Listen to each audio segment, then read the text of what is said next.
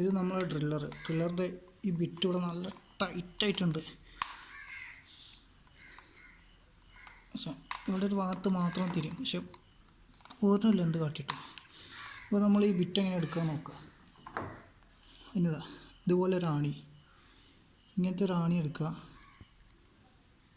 എന്നിട്ട് ഈ ഒരു ഭാഗത്ത് ഇത് കയറ്റി വെക്കുക. എന്നിട്ട് വലിയ വെയിറ്റില്ലാത്തൊരു ചെറിയതുകൊണ്ട് തന്നെ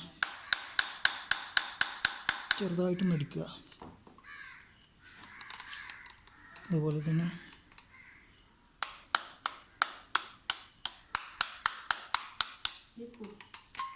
എടുക്കുക.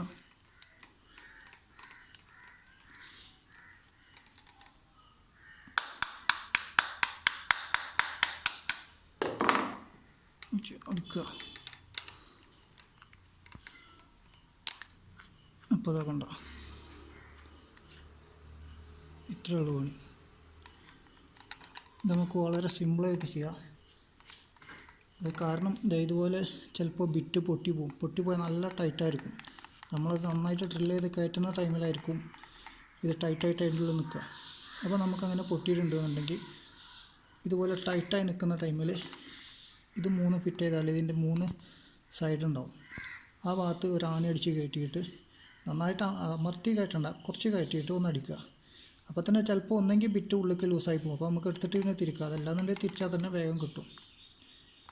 അപ്പോൾ ഇതുപോലെയുള്ള പുതിയ കുറേ ടിപ്സ് നിങ്ങൾക്ക് മനസ്സിലാക്കാനും വേണ്ടി ചാനലൊന്ന് സബ്സ്ക്രൈബ് ചെയ്യുക. Thank you.